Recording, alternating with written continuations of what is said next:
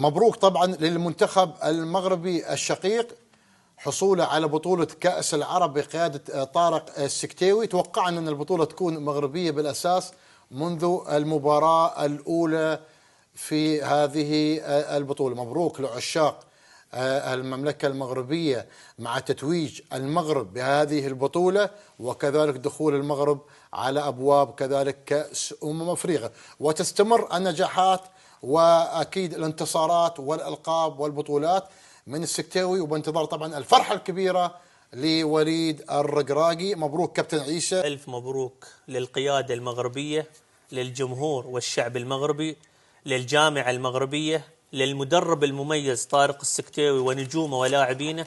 للأمانة بطولة باستحقاق وجدارة.